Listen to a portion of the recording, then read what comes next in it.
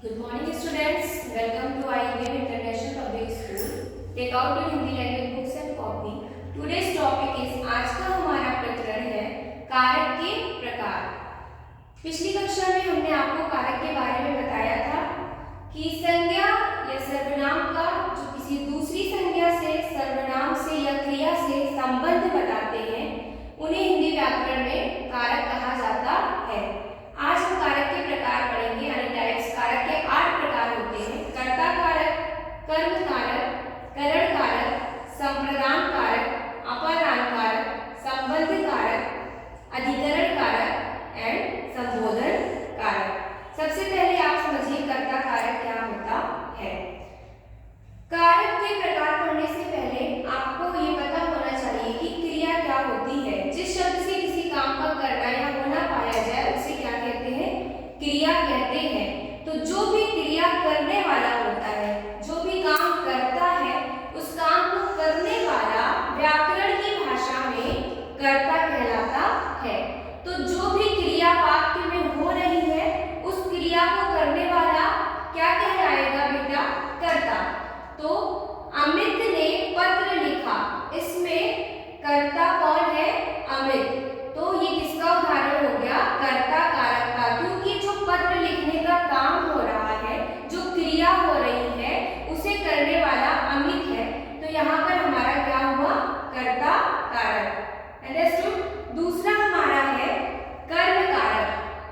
कर्म कारक किसे कहते हैं? वाक्य में जिस संज्ञा या सर्वनाम पर क्रिया के व्यापार का, जो क्रिया हो रही है उसका जिस पर फल पड़े उसे कर्म कहते हैं। फल अगर आसान शब्दों में समझिए तो जिस पर क्रिया का प्रभाव पड़े, जिससे हमारी क्रिया पूर्ण होती है, उसे कारक के सब्जेक्ट में क्या कहेंगे? कारक में कर्म कारक कहेंगे। जैसे यहाँ पर आप देखिए, बिल्ली ने चूहे को खाया। ये जो चूहा खाने का काम हो रहा है, बिल्ली खा रही है, इस क्रिया को अगर चूहा ना होता तो ये जो बिल्ली चूहे को खा रही, ये क्रिया हमारी पूर्ण नहीं होती। तो इस क्रिया के समाप्त होने में किसका फल पड़ रहा है? इस क्रिया में चूहे पर फल पड़ रहा है, चूहे पर प्रभाव पड़ रहा है। इसलिए यहाँ पर हमारा बिल्ली ने चूहे को खाया वाक्य में कर्म कारक हुआ। तीसरा हमारा है करण कारक। क्रिया को करने में कर्ता जिस साधन की सहायता लेता है, यानी जो सोर्स आप कहते हैं, माध्यम कह लीजिए, हिंदी में साधन कह लीजिए, वहां पर हमारा करण कारक होता है। जो क्रिया हो रही है उसमें आपको कोई ना कोई सोर्स, साधन या माध्यम होता है। जैसे शीला ने चाकू से फल काटा, जो फल काटने की क्रिया है, शीला जो फल काटने का काम कर रही है, उसका माध्यम, साधन क्या है?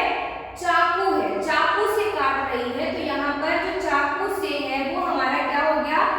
फल को काटने का साधन या माध्यम हुआ चाकू से। तो यहाँ पर हमारा करण कारक हुआ, क्योंकि क्रिया को करने में कर्ता जिस साधन की सहायता लेता है वही हमारा करण कारक कहलाता है। चौथा हमारा है संप्रदान कारक। कर्ता जिसके लिए कुछ कार्य करता है या जिसे कुछ देता है, उसे करने वाला या देने वाले को रूप प्रकट करने वाला पद संप्रदान कारक कहलाता है। आसान शब्दों में समझिए तो आपको जैसे दान करते हैं तो उसमें आप किसी को कुछ देते हैं, उसी तरह से कारक में संप्रदान में देने की बात होती है। जैसे बच्चे को खिलौना दो, तो इसमें कर्ता क्या कर रहा है? बच्चे को खिलौना दे रहा है। तो जब देने की बात होती है वाक्य में तो क्या होता है? हमारा संप्रदान कारक। पांचवा हमारा है अपादान कारक। अपादान को अगर आसान शब्दों में समझिए तो अपादान का मतलब होता है अलगाव, अलग करना। जब अलग करने की बात होगी वाक्य में, वहां हमारा कौन सा होगा? अपादान कारक। तो व्याकरण में अगर समझेंगे, व्याकरणिक भाषा में, तो संज्ञा या सर्वनाम का वह रूप जिसमें किसी वस्तु या पदार्थ के अलग होने का बोध हो आपको, वहां पर हमारा अपादान कारक कहलाएगा। इसका विभक्ति चिन्ह से होता है। जैसे पेड़ से फल गिरा, तो जो फल था वो पेड़ में था, जब पेड़ से फल गिरा तो अलग हो गया, अलगाव की बात हुई। तो इसलिए यहाँ पर हमारा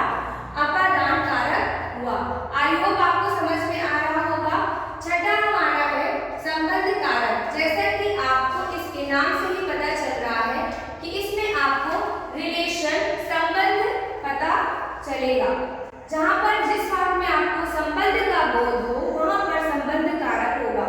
संज्ञा या सर्वनाम के जिस रूप से उसका दूसरे के साथ संबंध का ज्ञान हो वहां पर हमारा संबंध कारक कहलाता है।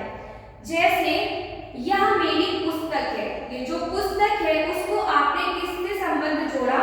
मेरी, यानी कि मेरी पुस्तक है। अगर कहते कि यह पुस्तक अमित की है तो आप उस पुस्तक को किससे रिलेट कर देते? संबंधित बता देते अमित से। तो जहां पर संबंध पता चले वो वहां पर आपका, जैसे अमित का मित्र सुमित है तो ये यहाँ पर संबंध कारक हुआ, आपने उसके मित्र का संबंध बताया। रिया शैलजा की बहन है, सुनील और अनिल भाई है। जहां पर संबंध हो वहां पर हमारा संबंध कारक होता है। सातवां है हमारा अधिकरण कारक। संज्ञा या सर्वनाम के जिस रूप से क्रिया